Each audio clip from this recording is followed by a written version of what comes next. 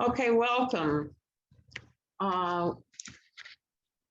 We wish to begin by acknowledging the Schaghticoke First Nation peoples of the land of the eastern Dutchess County and much of the surrounding area.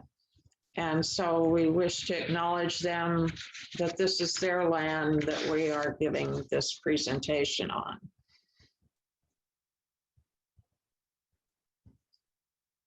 So we have a lot of people registered tonight from all over the United States, from Puerto Rico, Canada, and several counties in New York State. This is the 5th virtual event hosted by the Dutchess County Genealogical Society. And we are not only focused on Dutchess County records, but on how genealogy research in general applies to all regions. And so we offer classes in topics not necessarily always in Dutchess County, but also just in researching topics in general. And it's only recently that we've been able to add digital and Zoom so that we can reach people that are at a much greater distance. So that's been one benefit of the pandemic. Our library is closed for now due to COVID, but we do maintain a presence on our quarterly and with these virtual meetings. We always welcome new members, and we've had many people joining in recent months. We're co-hosted today. Doesn't seem to be advancing for some reason. There we go. We're co-hosted today by the Harlem Valley Historic Pathways, an organization formed to promote the history and stories of the 4 towns of Eastern Dutchess specifically. The Harlem Valley does also extend into Putnam and Columbia counties, and we would welcome including the towns along the eastern border of those counties as well. You have biographical information in your handouts for our panelists today, and it's difficult to present it all precisely here. So I trust you'll refer to these biographies.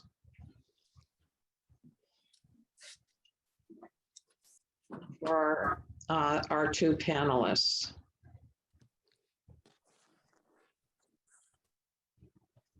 We don't exist. Why do people have a problem with me saying Taino Daka or Daka Taino? So why? Because there's implications to that. There's implications to what started 500 years ago, 520 years ago, to what's going on today and around the world.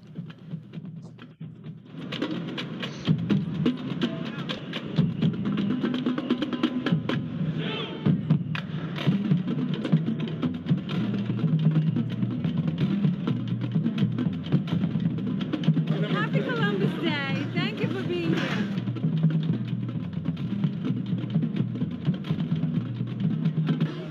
I'm Christopher Columbus, who sailed the ocean sea in order to discover a new world.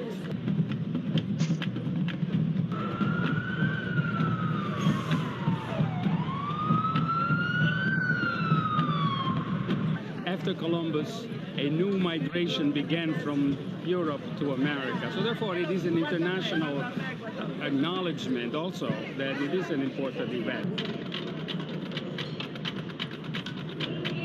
Acuérdese que él vino en Sudamérica, en Central América. Viva Puerto Rico, viva Colombia, viva Cuba y otros países.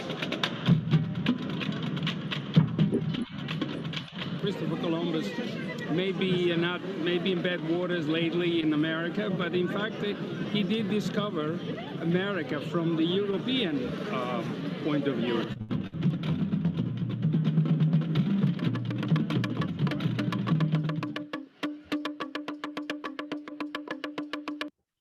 We don't exist. Oh, why does it go there? As you read historical accounts about indigenous people of a region, take note of how they are often referred to by the white authors.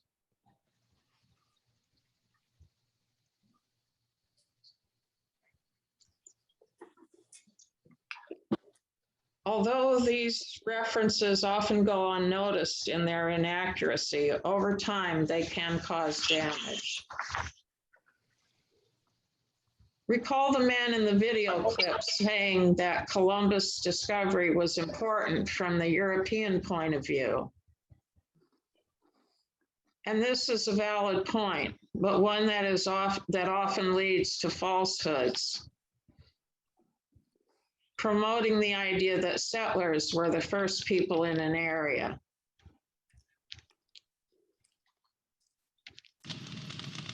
Recovering one's culture and learning one's true history is often a very difficult journey. The importance of perspective was perhaps best stated by Trudy Lamb Richmond, who died recently at the age of 89. A Schaghticoke, she was a leading voice for Indigenous educational and political issues for over 60 years. She was an author, professor, anthropologist, storyteller, and Native American rights activist. She leaves behind a legacy of scholarships, advocacy, and cultural preservation. In her own words, when we were young, it was our grandmother who gathered us around to tell us of many things, of how the world began, of where we came from, why we must respect all living things, of the wonders of the universe. She always told us of the old ways. And when we were told these things, these truths, we searched her face of many wrinkles and believed she must have been there way back then in the beginning. So vivid were her words and the pictures she created in our mind's eye. It was only when we were much older that we realized that this was the way of the elders. Their words were the traditions being passed down from their grandmothers and grandfathers. The hypnotic quality of grandmother's carefully selected words healed us, cured us, strengthened and enriched our lives, from which we were committed to pass on. Now for the genealogists in the group, let's review how oral history is used. Usually we are taught to take these family legends with a grain of salt and rely on more reliable, written, verifiable sources. And this is a valid point for many cultures, but we need to look at the culture. For those of us who have not had culture keepers as part of our family tradition, these legends may consist of overheard conversations, often only partially heard, and not repeated often enough to be accurately remembered. In these cases, while helpful as a starting point to give us clues, these legends should not really be relied upon as factual. The case with genealogy of the tribes of our region, however, is different. The Algonquin language had no written component. History was kept by culture keepers and elders. Each generation had a culture keeper who trained someone to take over when they passed on. In more modern times, grandmothers and elders filled this role. Family history was kept the same way. It was particularly important for the ruling lines in order to have clear and continuous succession of rulers. For this reason, oral history can be considered as reliable as written genealogical records, because in effect, the oral history was the record. So now I'm going to give you just a greatly condensed and highly simplified glimpse of the rich history of the Schaghticoke roots in our region. And due to time, it does have to be really abbreviated. And I hope you'll tune in to more in-depth blog articles and presentations that will be offered in the future. The Schaghticoke tribe is made up of several tribes, some that were refugees. These tribes came together over time, settling the community at Schaghticoke, nestled between Kent, Connecticut, and Dover, New York. Long before any of the wars you learn of in school, the Pequot War ended in a massacre of the once powerful Pequot tribe, with Sachem Sassacus and his remaining band fleeing west to take refuge in Dover Stone Church. Connecticut historians tell us that Gideon Maui lived in Dover, but they stopped short of saying how they knew this. Eunice Maui was a well-known historical figure, documented as the daughter of Joseph Chuse Maui. Joseph's parents were also documented as Sachem Gideon Maui and Tada Pinoa, whose baptismal name was Martha. She's sometimes called Martha Warrups, due to having been a first wife of David Warrups. From here, we have additional research to do. Sources show Martha as the great-granddaughter of Sassacus, but they don't say exactly how that is. Additional sources show Gideon as the son of Chief Squance. Again, not really fleshing it out enough for us to know exactly where the information came from. So we still have more work to do there too. Eunice identified herself as Pequot, as did many of the Schaghticoques, while Gideon often identified himself as Wampano. However, you should keep in mind that these tribal names were often used interchangeable. And the name Schaghticoke includes several tribes. Wampano is often the same reference name as Wampanoag, or Eastern Indians. So you don't want to take too much, put too much stock in finding someone listed in more than one tribe. The documentation for these generations is still under review, although Gideon's wife as a daughter of Sassacus' granddaughter has been widely accepted. Benson Lossing was a famous author and historian who lived on Chestnut Ridge in Dover. He is credited with having presented much sites through his sketches of historic sites that later perished, historic sites and buildings, battlefields. He did several volumes on various wars.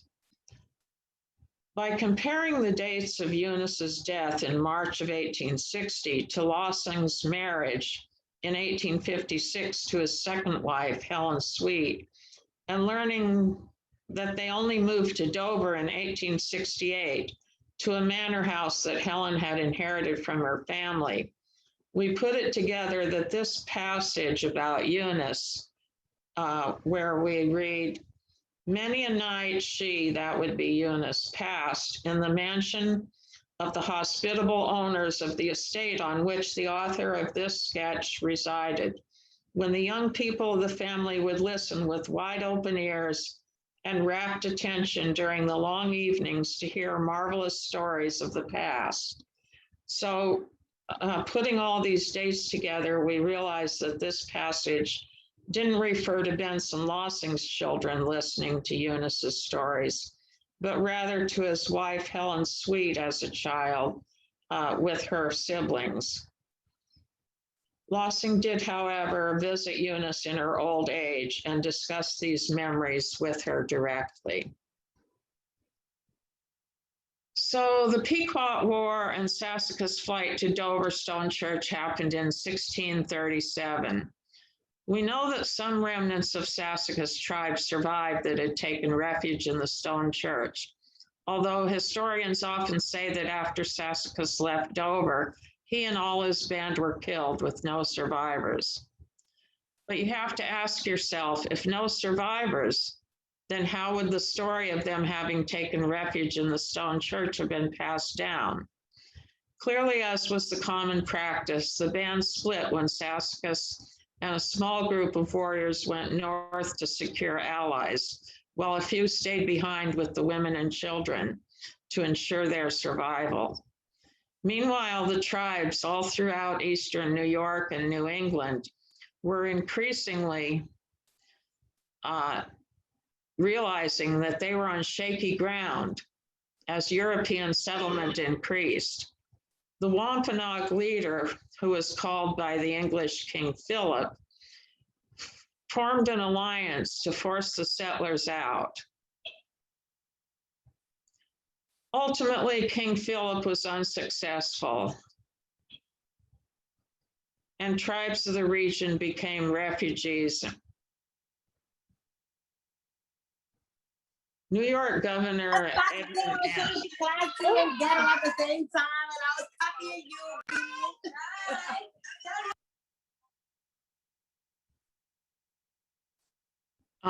Okay, I'm not sure what that was, but New York Governor Edmund Andros invited refugees to come and settle at Schaghticoke in Rensselaer County, where some Algonquins already lived. Governor Andros promised the refugees protection from their enemy, the Mohawk. New York wanted these tribes to provide a buffer against the French and their Indian allies as the French and Indian War continued. And they had a treaty there to commemorate that agreement.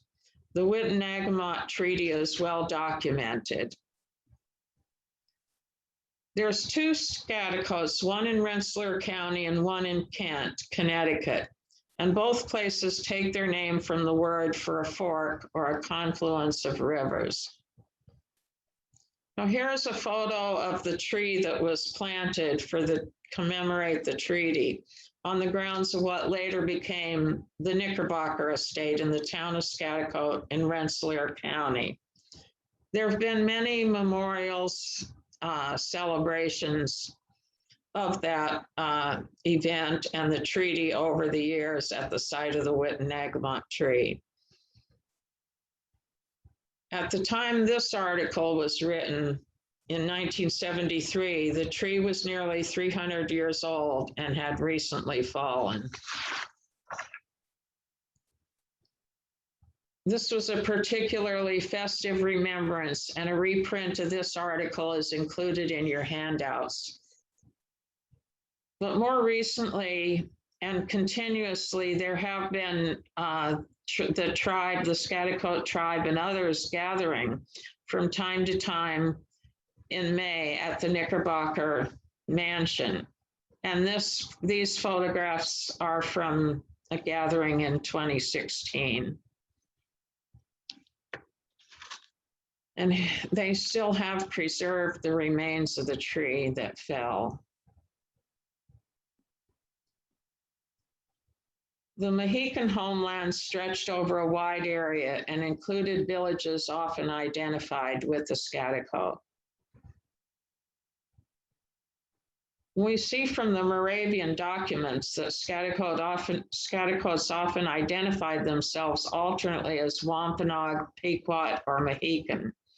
And it has been suggested that some of the Schaghticoke tribe were refugees that had come south through Martha's Vineyard. Lucianne Lavin, the director of the Institute for American Indian Studies, wrote, "The early post-contact village at Schaghticoke was comprised mainly of people whose homelands southward along the Housatonic River had been lost to English colonists." In geography, a confluence occurs where two or more flowing bodies of water join to form a single channel. And this is the meaning of the difficult word Schaghticoke, which gave both the community at Kent, Connecticut, and the town in Rensselaer County their oft mangled names. So just to summarize the history timeline, 1609 to 1614, Henry Hudson and the first Dutch settlement at Albany. 1637, the Pequot War, and Sassacus flees to the Dover Stone Church. 1675 to 1676, King Philip's War and the Witenagemot Treaty. 1726, Gideon Maui comes to New Schaghticoke at Kent, Connecticut. 1741 to 1771 were the Moravian missions in Schaghticoke,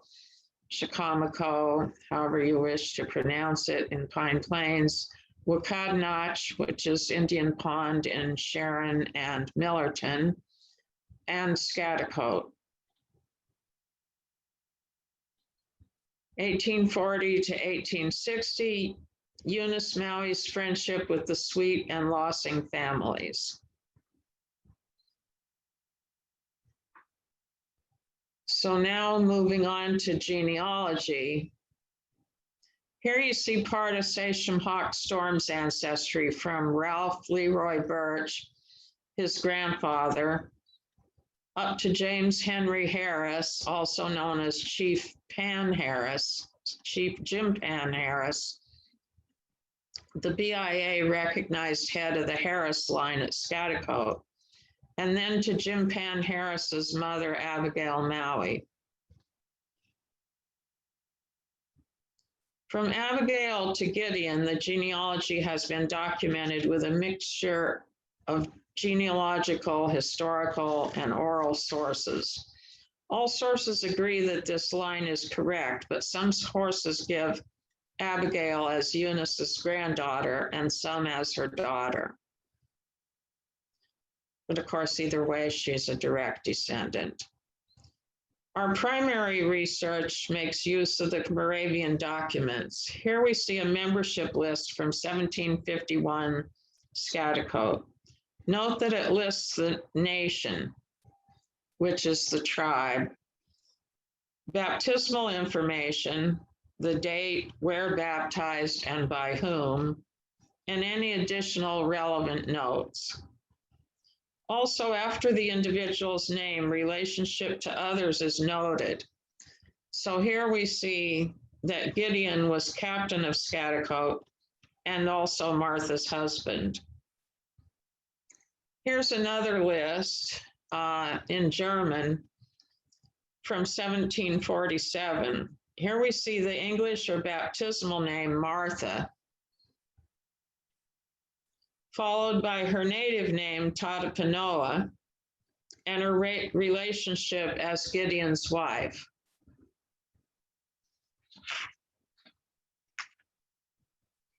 We have the Moravian brothers' diaries and lists to thank for much of the preservation of several local dialects.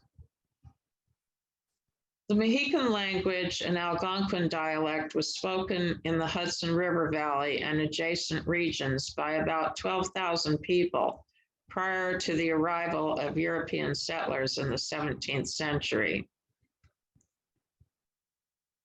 The first dictionary of the language was published in 1991 by Carl Maste, using a single source, the word list compiled by the Moravian missionary Johann Jacob Schmick.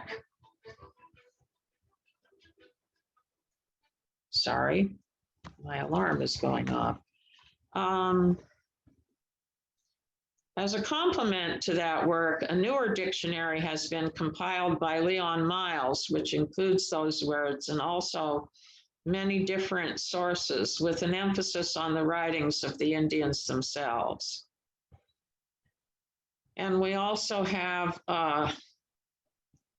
hymnals from the Moravian missions, which show the hymns in both English and Mohican translations.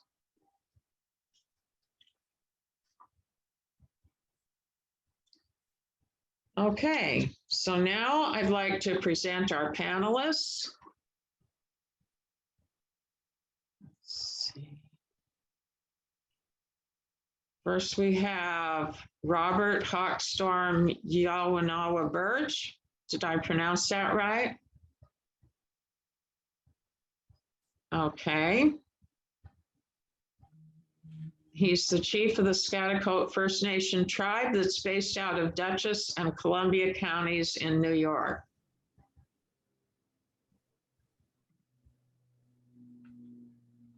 Oh, there we go. And next we have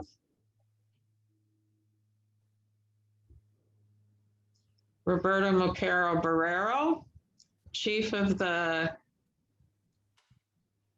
Guania, is that right? Guainia, Guania Taino tribe and President of the United Confederation of Taino Peoples.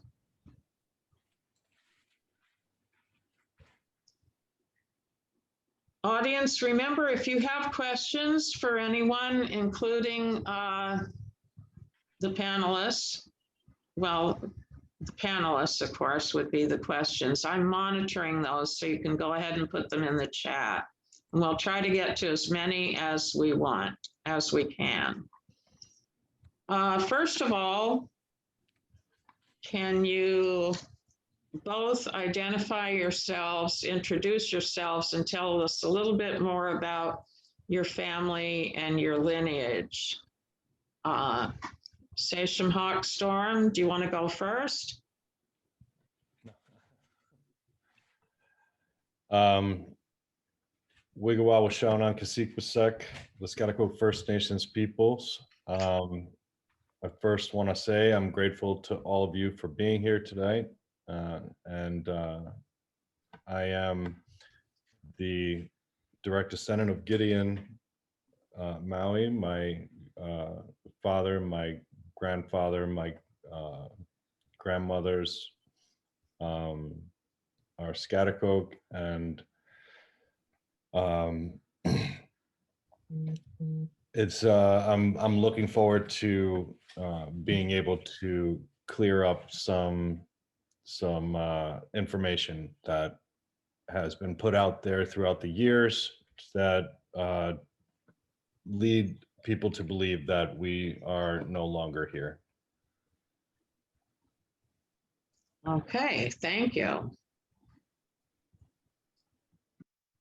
And Kasike Mukaro. Tagwe, dito kena datia ono, diri mukaro agwebana, boriken taino daka. I just wanted to just greet you quickly, briefly, in my Taino language, just noting what I'm called in my community, Mukaro Agwebana, telling you my name as my traditional name. The colonized name is Roberto Borrero, and I'm from the Guainia community. Both my maternal and paternal lineage come from the island of Boriken, which people know today as Puerto Rico. The Taino have a pretty infamous distinction in history, being the first indigenous peoples that encountered Christopher Columbus in 1492. So we were the first ones who had that misnomer applied to us, Indian. They used the term Indios at the time, and then that merged in English to Indians. And so yeah, so we suffered a lot of the first ones to suffer that brutal wave of colonization and all the things that come with that, loss of language, land, rights, etc. At least the perception of loss of rights anyway. But you know, we're here, and I'm also like Sachem Hawkstorm, who's I consider a dear friend and brother in the struggle, and we do a lot of work together on focusing on indigenous people's rights, but also on cultural promotion and revitalization, and just working together to try to bring our peoples in our own tribes together, but also bring other tribes together. The more we work together, the stronger we are, and the better equipped we are to face challenges coming down the road. So with that, I just want to say thank you, Val, and to the organization, the Genealogical Society, for having us and inviting us to speak to all of you about you know, how we talk about history and supposed history that's erased, and how do we get that back. Thank you. Ahom. Thank you. Okay, now continuing on, can you share some of your work? You want me to continue, Val? Yes. Oh, yeah, sure. So, as Val noted it in her introduction, um, and I just mentioned again, I'm a member of the Guainia Taino tribe. Um, we're extended family and relations and relatives of Taino people. And just again, for folks who are not really clear, the Taino were the first indigenous peoples in the Western Hemisphere to encounter those folks coming over from the other side of the world, starting with Columbus, the first to be called Indians. And our traditional homelands extended from the Caribbean islands, mainly in the larger Caribbean islands, but our family relations extended even into the Lesser Antilles, even to the southern tip of Florida.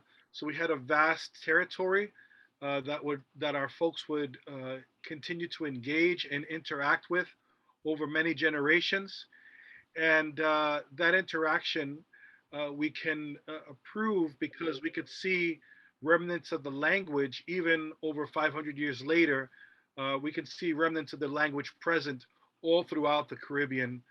Those intelligible Taino words that we know that are from the language, we can find them in islands like Puerto Rico, Cuba, Dominican Republic, and there's even been some research to show that some of those words extend into the southern tip of Florida as well. And let me just preface this by saying that while a Taino today can be a Puerto Rican, uh, Dominican, just like a Schaghticoke can be an American, not all Puerto Ricans and Dominicans, Cubans, etc., are Taino. I think that that's important to make that distinction. That DNA evidence has shown that not only do some people in the region have that biological continuity, but not everybody has that biological continuity, right? So we know that not everybody from the region can claim that heritage going back to the original peoples who were there when Columbus first arrived. So as far as what I do is, over the years, I've really tried um, to address what I felt was an injustice. I grew up understanding and hearing stories about our indigenous heritage from a very young age. However, engaging in the school systems, we were taught very early on that our people didn't exist. So it's like the story goes, Columbus arrived in 1492. The next thing you know, we're talking about the Aztecs and the Mayas and the Incas. And there's a whole part of that story that we don't really understand or know. When I say we, I'm talking about folks who engage in Western educational systems. And I felt a bit cheated because of that, and also a bit offended because in my own family, the stories were that we had this indigenous heritage. We should be proud of it, but don't talk about it too much. And I guess that was because of the inherent racism that comes around discussions about indigenous heritage. I think more recently, it's probably become more acceptable to state or to claim, oh yes, I have a distant indigenous relative, um, but but oftentimes it doesn't go beyond that, except again more recently, probably maybe for various reasons. And some may be very well intentioned, some may not be. Some people I know have come and wanted to try had talked to me about indigenous heritage, and the first question that they asked about was, um, uh, can we get free college if we're recognized? Things like that. So not everybody has a good intention of why they're going back into history, or they may think that there's some kind of privilege associated with connecting themselves in that way. But I find it interesting because it seems that folks want to often connect themselves with the more positive aspects of indigenous heritage, but really, when it comes down to supporting the ongoing oppression or speaking out against racism, those voices are a bit fewer and in between. So again, a lot of my work is on raising this awareness and really promoting the culture, um, and also that's taken me into the realm of the promotion of basic human rights, and to be able to connect with our culture, to be able to reinvigorate or revitalize it. This is all a part of our basic human rights. We're not or we shouldn't be seen as uh, the perpetrators of our own demise, or which some people have tried to do. You showed that video that links us to Columbus. We're always linked to Columbus because of who we are in history. But even recently, some folks have tried to turn things around and say that, well, if you would have only killed Columbus when he came over, maybe these things wouldn't happen. So again, it's like blaming the victim for the genocide that was inflicted upon us, when really our people um, really had the best intentions, and all the documented history shows that we were very open to newcomers, and you have to remember, being from a wide uh, homeland range where we're used to trading and interchanging and connecting in those ways. So yeah, my work has taken me to advocate for not only my people but other indigenous peoples at the local, the national, and even the international level. So I've been a part of the direct stakeholder engagement processes for maybe some of you have not heard about this before, but the United Nations Declaration on the Rights of Indigenous People, um, the Paris Agreement. I was there during the negotiations for that, and a number of other um, really standard-setting activities that have taken place for Indigenous peoples, not only from my community but around the world. So I've worked in various capacities, mostly in these days as a consultant, but I've done work within and around the United Nations system, with the American Museum of Natural History, and other institutions. But really, my focus is on elevating and promoting culture, and really advocating for the respect of our human rights as Indigenous peoples. I think I'll stop there. Okay, thank you. And now could we have the same question, sharing some of your work, to Sachem Hawk Storm? Anishi, thank you, Roberto, and thank you, Mukuro. Appreciate everything you said. I do a lot of work with Mukuro through the years in the UN system, and advocacy work, and also being on the front lines of you know promoting indigenous rights, and teaching about indigenous rights, and helping others be able to have a voice um, as they come out and try to protect their communities, and learn about what they can do to protect their communities through the Project Access and Tribal Link Foundation, and with many of my mentors, some of which are in the room right now. And so I'm grateful to see you. Also, working with our tribe locally to promote our culture, bring our people back out of the cities and connect to the land.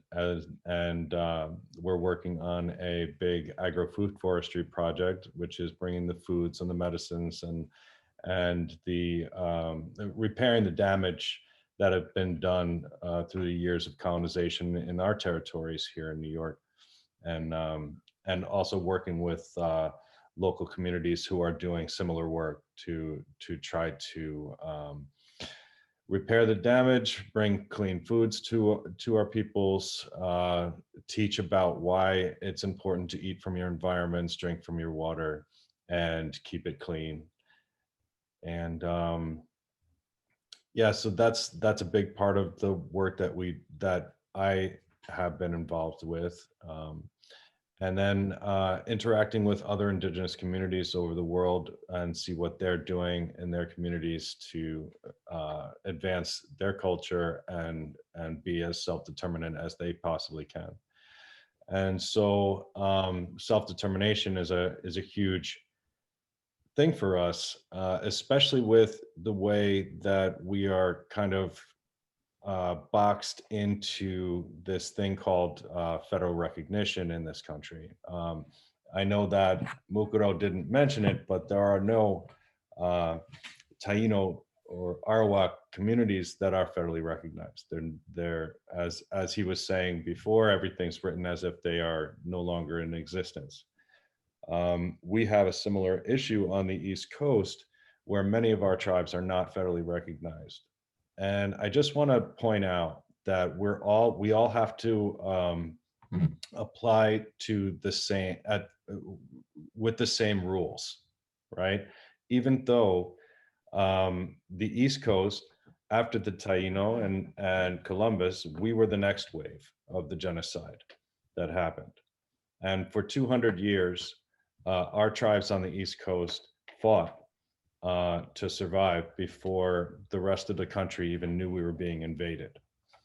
And so our survival, the fact that we're even still here is it's amazing. And I'm very grateful, and I'm grateful to all of my ancestors for doing everything that they possibly could to keep me here. That being said, we still all have to fit into the same guidelines of the federal system in order to be recognized by our oppressors. And so even though Schaghticoke is state recognized, we were federally recognized in 2004. And because of certain stipulations, they pulled our federal recognition in 2005. And one of the stipulations that they have is that you have to have a working government structure since time of first contact. Well, with the Schaghticoke, we are first contact.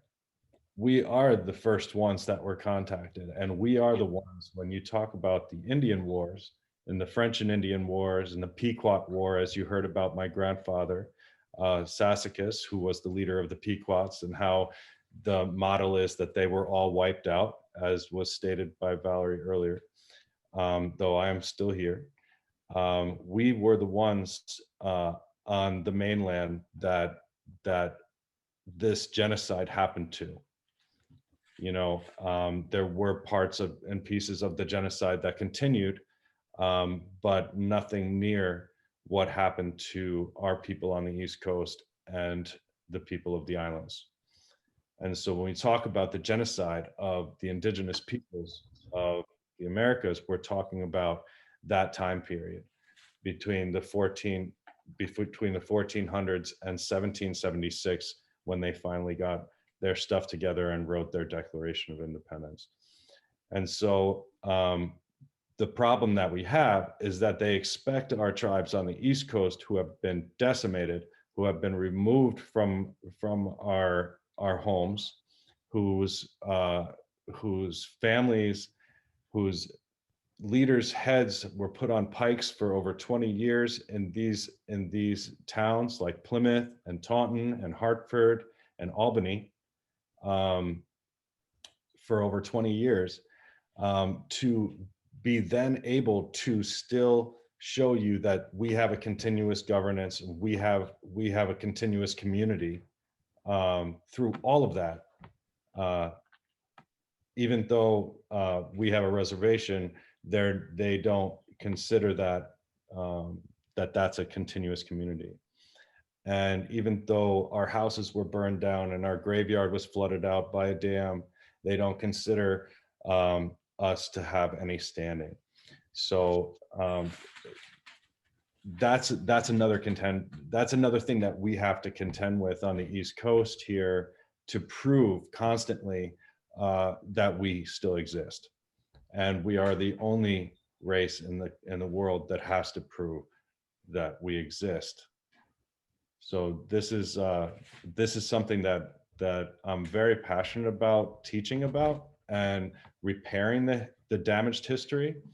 And so one of the things that I do on a regular basis is I study and I read source documents, and I compare scholarly documents as they go through the years and see what story they were trying to write in the time that they were writing that book. Most of our books come from historic documents, but then you have the ego of the person writing the books added to it, right? So they had an agenda. What was the agenda that that person was trying to get their point across? Like, I've read all of the Yale Indian documents, the Moravian documents, the First Indian School of Harvard documents, and with those documents, you never see Mohican written with an O, but now Mohican is written as Mohican, and it's not. And that kind of shifted in the 1800s through treaty, when some of our people were pushed out to the Western states, and it kind of also helped in erasing the ones that stayed behind. So when we talk about the Indian Removal Act, and I know I'm going off on a little bit, but when we talk about the Indian Removal Act, it is assumed that we all were removed to the West, when many of our tribes are still here and fighting and still carry our hereditary lines and our traditional governance, whereas many of these federal tribes have adopted a foreign form of governance and have fit into the box that the oppressor has established for us. So with that, that's a lot of the work that I do. I'm sorry if I went off a little bit on a tangent, but we can continue. Okay, well, I just want to get one question out there, because the director of the Dutchess County Historical Society has asked this question, and he's been having a little trouble staying in the meeting because of internet issues. So we want to make sure to get his question in early on. He's wondering, as local historians, can our organizations, the County Historical Society and the County Genealogical Society, is there some way that we could give you a platform for your voices, so that when we come across stories that purport to be history of the native peoples, and now, I mean, I'm ad-libbing here, this isn't part of the question, but some of the stories may very well be legit and some may not be. So he's wondering if there's a way to like bring those stories to you and have you address them. Yeah, actually, I really love this question, because what I'd like to do is help people think outside of what we've been programmed to think, right? When we talk about the tribes, we have to remember that our people were way more connected than what is being presented, right? And so we have to look at history with Indigenous also through a genealogist lens, where I'm kind of fortunate because of my genealogy, where most Indigenous are not, but my genealogy tells a story of who the people were and are on the East Coast, because I am a direct relative of almost every single tribe on the East Coast in the Northeast. So I am Narragansett, I am Wampanoag, I am Pequot, I am Mohican, I am Mohawk. And looking at my genealogy and the fact that I am the hereditary line, you can see how interconnected we are. But through colonization, right, and through stories that have been written by the victors, it has isolated us and divided us to the point where our governing structure was no longer recognized. Our hereditary lines are not recognized by the foreign government, right? And so the picture can be painted differently. When colonizers came here, they would box family groups and then have them fight the next village over, even though the one village was completely connected to the next village, was completely connected to the next village. We know this in our language. We know this in my own lineage. You know, Umpachini was my cousin. Umpachini was the first chief of the Stockbridge Munsee. Stockbridge Munsee were a Schaghticoke tribe on the upper Housatonic River, right? But they are now the Stockbridge Munsee who were moved out to Wisconsin and are Mohican, right? But no connection to Schaghticoke whatsoever. Even though in that time they were very connected, and I can show through my genealogy that Gideon was Umpachini's cousin, and Gideon was at Umpachini's bedside for a week while Umpachini was dying.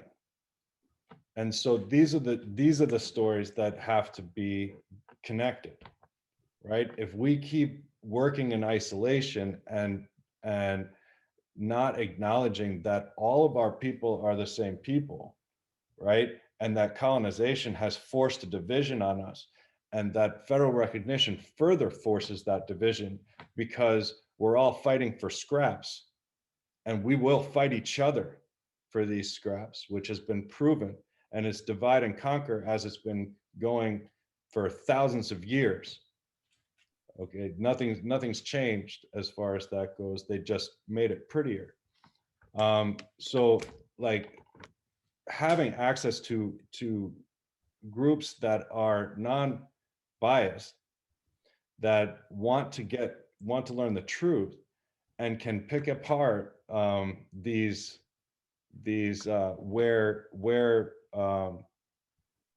where these books have been written to advance a certain narrative, and then see where the original documents have said what was said in the original documents and how it was slightly skewed in each book going forward to show that narrative. I think being able to put that all together and show where these different narratives were going, but here's the original document, and so that people can actually learn and see it for themselves, and actually be able to not just take one tribe's word for it or one government's word for it, and actually see what actually happened. And so to be able to, I would love to share research, but my idea for research is not to prove that I'm right, but to put all the research out there, put all of the information out there in one place, so people can actually see how it has changed throughout the years. It's kind of like telling what is a telephone, right? Like you tell a story, and then by the time the last person told the story, it's a completely different story. Yeah, Bill, do you want to unmute yourself and share what you're talking about with these historic markers? Pardon me. Yes, and thank you. As I've enjoyed hearing everything that's being said, because what I'm hearing is that there's an opportunity to reveal a good deal of truth that hasn't been told, and that we can look to source material, and that there are not right and wrong answers, but that we all bring bias and perspective, especially generation to generation. I looked at the New York historical markers,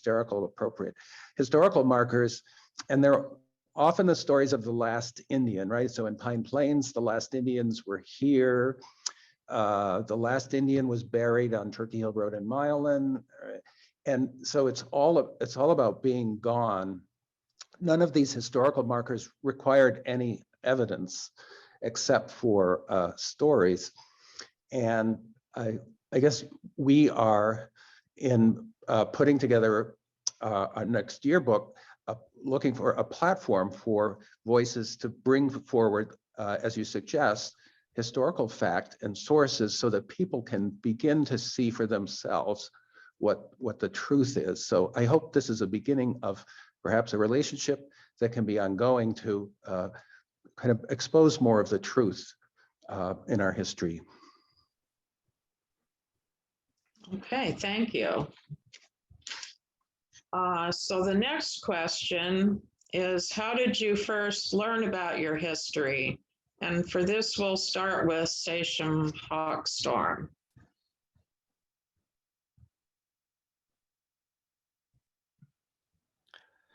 Are you still there, Station? So I'm mine comes like in two parts, I think. I remembered my grandfather as a child. I remembered a lot, and I guess you can say I am the I am what it is to be a Native American in a broken tribe, in a broken society. And so as a child, I dealt with a lot of the abuse, a lot of the alcoholism, the drugs, and violence. And my brother and I were taken away at 6 and 5.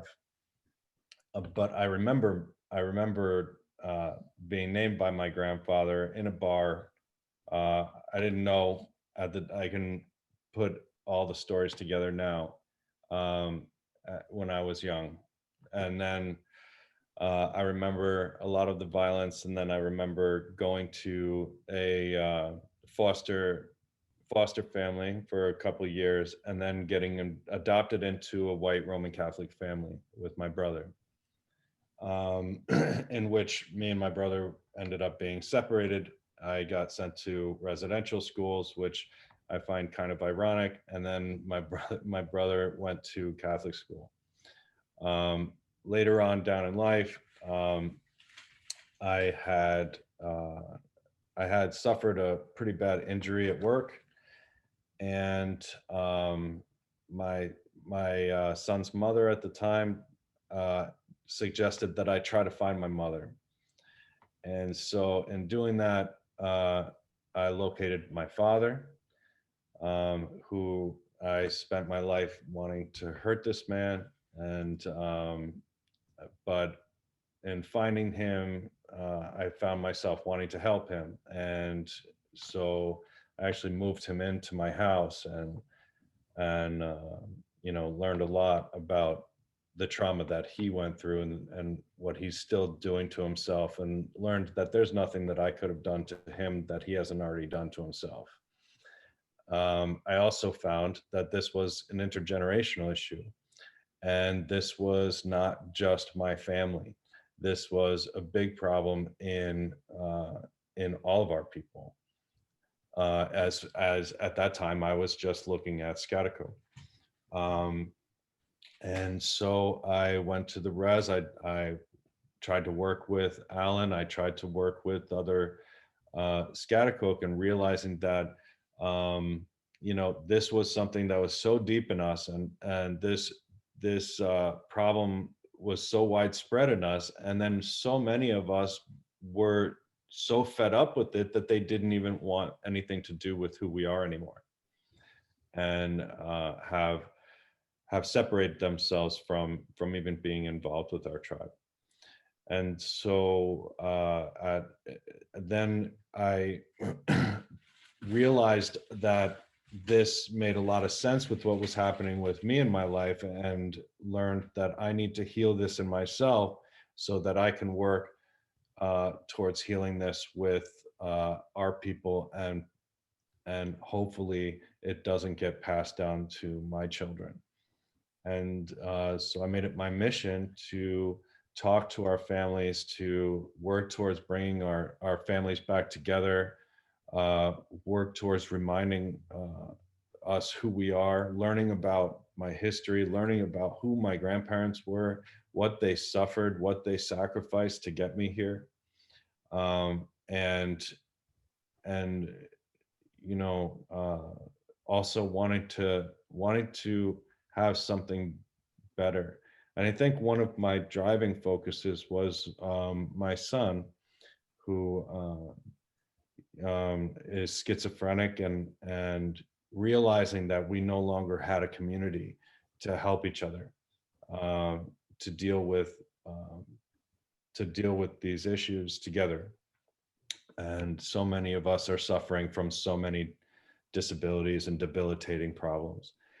And if we had a community still, we'd be able to work together, instead of this community where if you can get help for a child at all, usually it's just to lock them up pretty much. And there's not much else you can do, or get in trouble for not locking them up.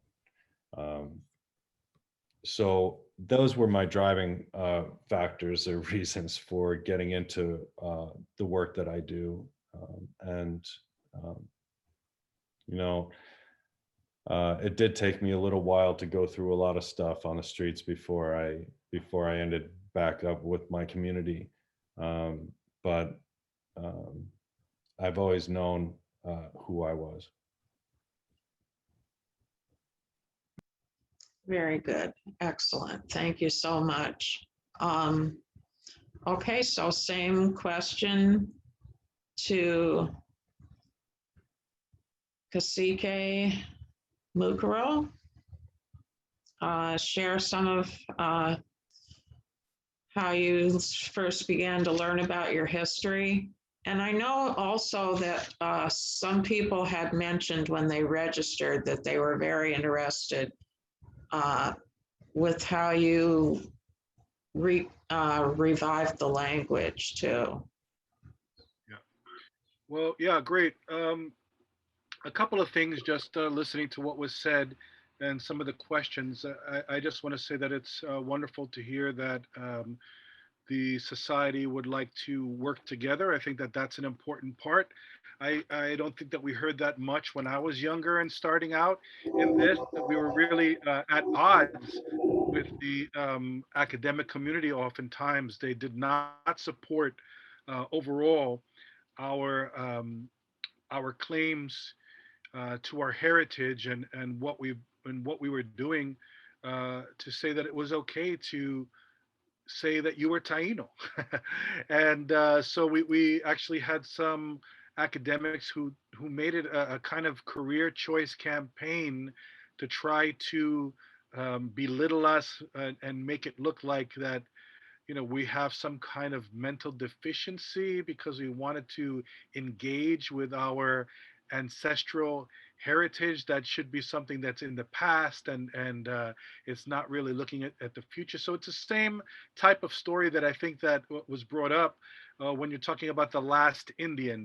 That okay, yeah, well, these people were here, and we could look at the noble savage in this kind of nostalgic way, but never in a front forward facing way that still reminds you about this environmental destruction, the inert racism that's inherent throughout the society, the erasure that happens with stories of people of color. And it's all part of colonialism. And I've interestingly, whenever I say that, there's sometimes somebody who says, well, um, I these things happened in the past, and my family came much later than Columbus or the Mayflower, and we were not involved with removing your ancestors from these territories. And I said, well, yes, that that is probably true. However, we all benefit from the system that was put in place early on, right? There's certain people who benefit more than others, and we could see that even with the horrific news. Some of you might have maybe catching the story now, where hundreds of they're finding these mass graves of hundreds of indigenous children around residential schools in Canada that were just thrown into these mass graves Many of these children were taken from their family, not voluntarily, involuntary. They were forcibly removed from their families. They were taken to these boarding schools or residential schools, and it was really about, wiping out the culture and assimilating them into this, we'll teach you some menial job, something about repair or housework, and you get involved in American society that way. But, not talk about yourself as a separate nation, or really think about your connection to the land before there was in America. And I include the Taino in this because we still have a direct relationship with the United States. Puerto Rico is a colony of the United States. Um, we don't have any voting power in Congress as a nation, so we're a territorial possession of the United States, and so that idea of colonialism still rings very very true for me and many others, and so I think that is a part of the conversation. So again, we hear that there are academics and others who have opportunity and some privilege to put some information out that maybe we don't often find ourselves in that same position. It's always good to have those kind of allies. But again, I really think it's about learning to really listen and understand that we really know what's going on. I'll give you an example of something I've faced over the years when I've had to debate or speak with academics who were not supporting me, um, promoting my heritage. When as a kid I grew up and I was confused with everything from a native Hawaiian to a Cherokee to everything else, and to much people's surprise, when I told them where my family was from, then it was like, okay, so you're Spanish, but then not understanding the European history of Spain and what that means, Spanish, and how that language was imposed upon our people. There's all these misconceptions. We even say it ourselves when you go to a restaurant that serves Latin American cuisine. They'll say, "Oh, we're going to go eat Spanish food," when really this is a mix of indigenous, Afro, European influences in this. It's not just Spanish. It's really a synchronicity of cultures that you find in many of these places, and including a legacy of indigenous heritage within that. So there's a story that gives you an idea of what we face with academia and why it's important that we think about interpretation of story. Who's interpreting the story? Now, in the 1540s, there was some outcry. I know people often say with Columbus, "Oh, you have to forgive him. That was just the sign of the times. People were used to making slaves and wiping people out. That was just how they lived." And really, that's not true. There was outcry for a lot of the atrocities. And interestingly enough, some of the people from the church were leading folks in that outcry, while many of their colleagues were actually engaging and promoting the genocide of indigenous peoples. And again, we see the effects all the way up into this residential school discussion going on today. And so the king and queen of Spain at the time in the 1540s enacted what they call the new laws of the Indies. And what that law basically said was that it was not legal anymore to enslave indigenous peoples. There was a loophole there that I'll share in a bit, but that's the main point that I want. There was a law that was put out at that time that it was not correct to enslave indigenous peoples because we were, after a fierce debate, were deemed to be human. Maybe a bit more primitive or from their standpoint, but we were supposed to be human, so we were not supposed to be made into slaves.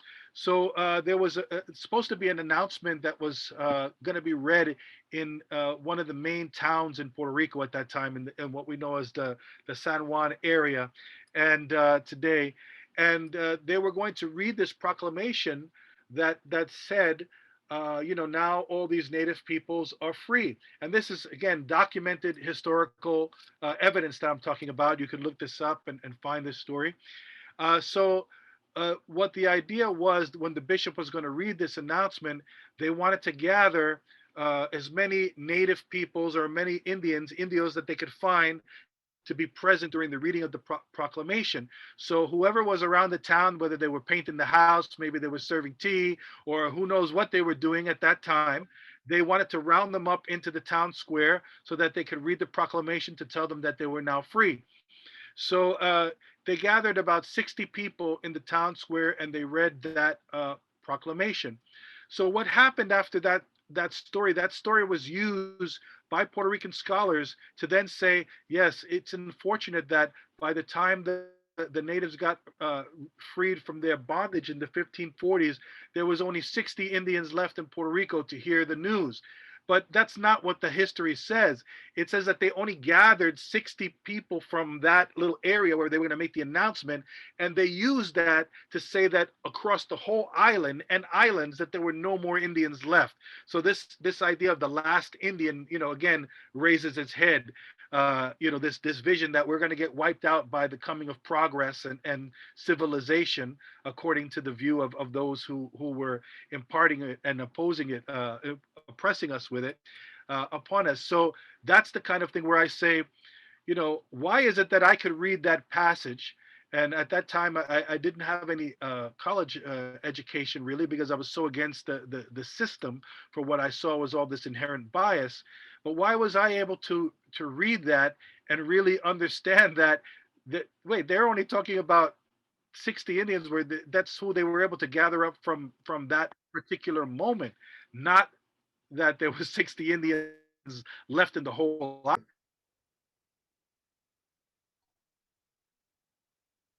Oh, it seems.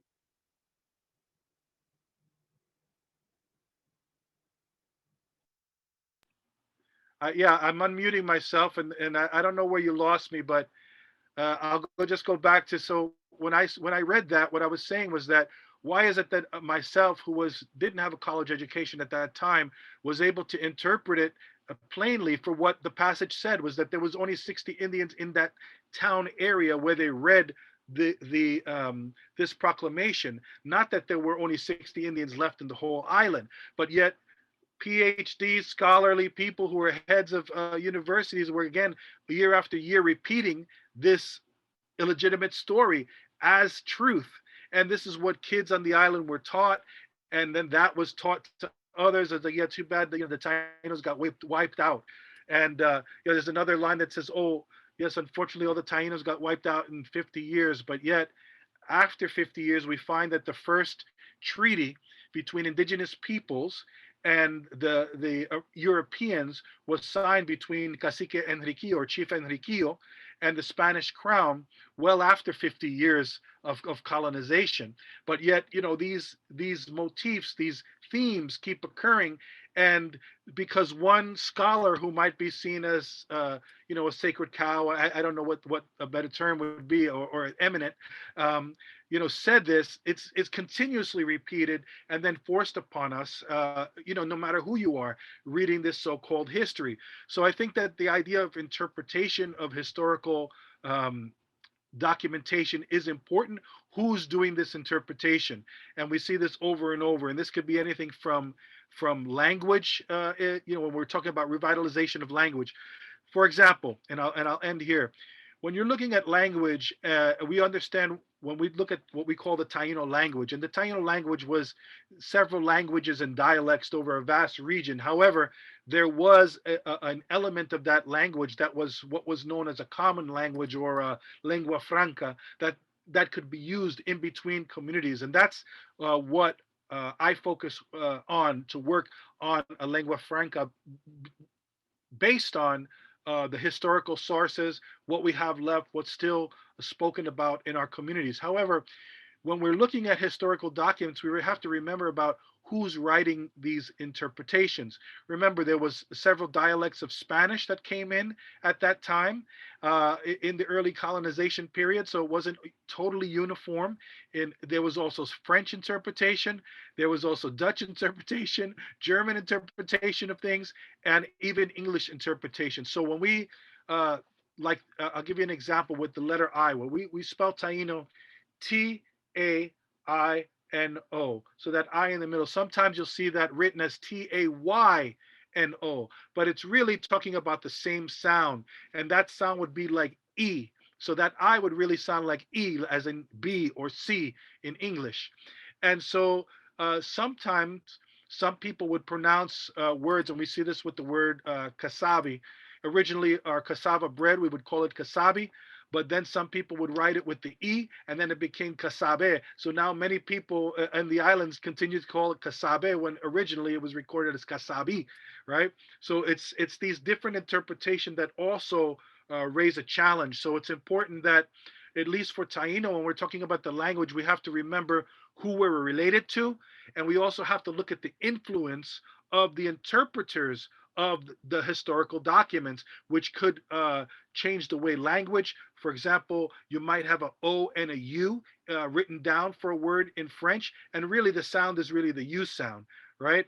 But you have to take these things into consideration. So it's a challenge, but knowing the range of what you're dealing with, takes time. It takes a lot of study, but it also takes good interchange, and it's not a job for one person. So I've been fortunate to work with some good people over the years, and we just continue on like that. But hopefully this gives you an idea of some of the challenges that we face. However, they're not insurmountable challenges. I'll leave it there. Okay, thank you. So we have two questions left, and we also want to get to the breakout rooms. And some of the two questions left have partially been covered by responses to the other questions. So I'm thinking maybe we can combine the two questions into one. And the two questions are, what tools are you using to verify your research? And also, what challenges have come up for you in doing this research? So we'll have time to go ahead, and if you think you can combine, does it make sense to combine the two of those questions into sort of one paragraph, if you will, and go ahead and continue on, and then we'll also hear from Hawk after that. Yeah, just very very quickly. I think for Taino and for Schaghticoke, I think that we're in a interesting position because we're both first contact peoples. In other words, there was a lot written about our peoples and a lot said about our peoples because of who we are in the wider historic context. So there's a variety of information. What's important for me is that at least with Taino, that we're also fortunate that we know that we're related to other indigenous peoples in the region who speak a similar language. You have to think about the Taino language connected with what we now call Arawak in the Arawak language group. And that would be like saying Latin, for example, is the progenitor of the Romance languages. So from Latin, you have Spanish, Italian, Portuguese, French, right? And while those languages are not the same, you see many similarities. And as a matter of fact, many Spanish speakers and Italian speakers can communicate, and Spanish speakers and Portuguese, sometimes Portuguese and French. It's we can hear similarities, or even see if we're reading some of the documentation that we could see that. The second thing is, so we know as Arawakan peoples that our language is similar to that of other communities, and some of those communities extend down into South America, and they still have a fluent language speaker. So we can do a pretty clear comparison. And that this is not to say that we're just going to take a language from South America and just supplant it and use it as our own and say this is the Taino language. That would be disingenuous and really not respecting all that we have left of the Taino language that's embedded in a lot of colloquial Spanish, a lot of the flora and fauna, all of these terms that still exist even today.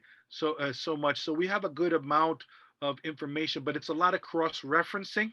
It's a lot of a really being understanding enough that sometimes what we were taught and we thought was something that was accurate, we have to also be willing when we find new information to realize that it wasn't that accurate at all.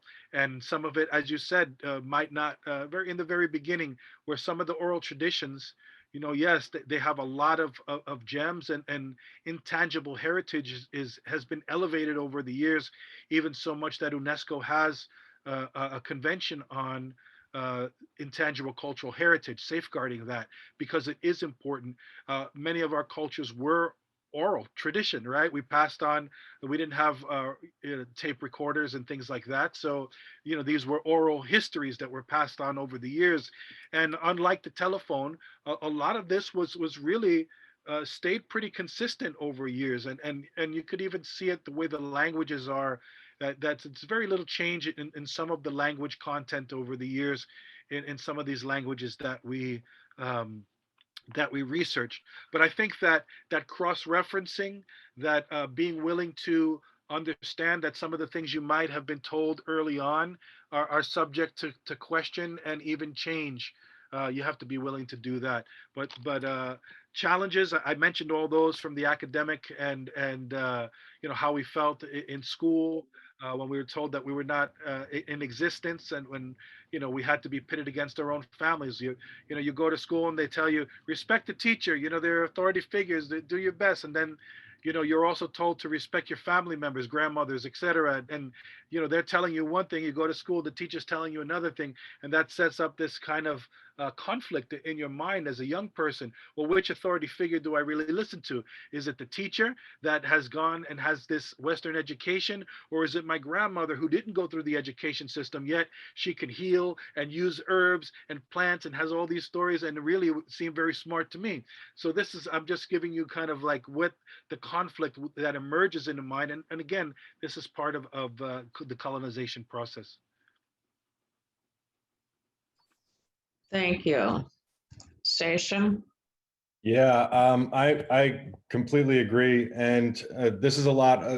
Mukuro and I do a lot of work together on this type of stuff, and doing going through the research and stuff like that.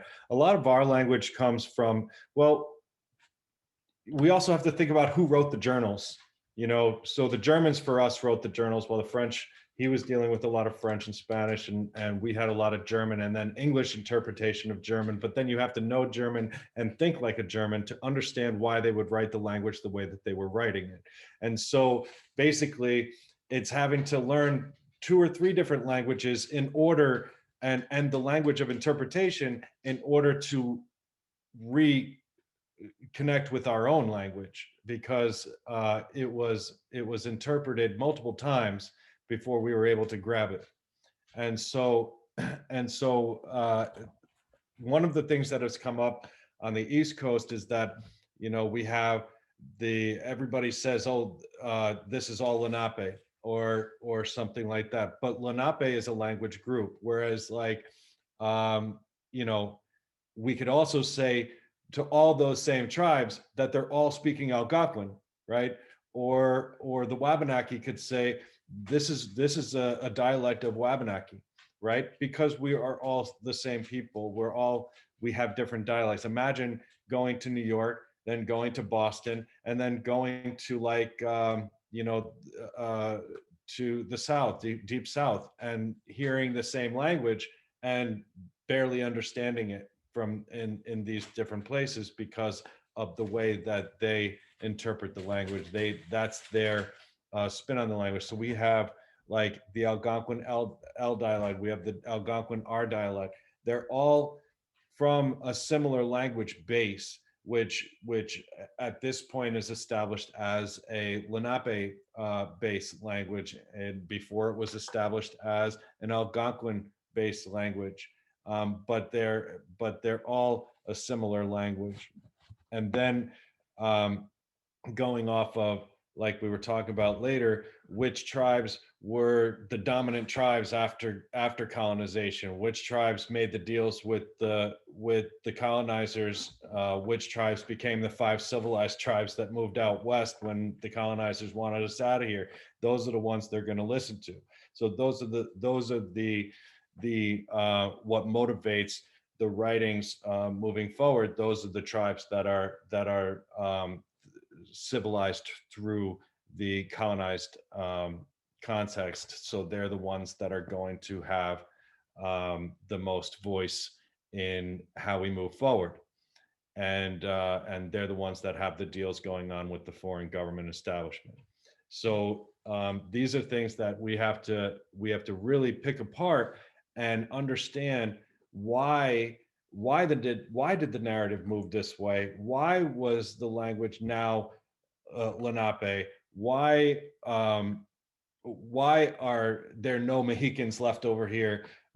That book, The Last of the Mohicans, was pretty damning to our people over here, you know. And so why are the Stockbridge Munsee the only Mohicans left? Because during the time of colonization and the Indian Removal Act, they agreed to move out west, right? So they're the dominant tribe. They agreed to move out west and become federally recognized and adapt to the system.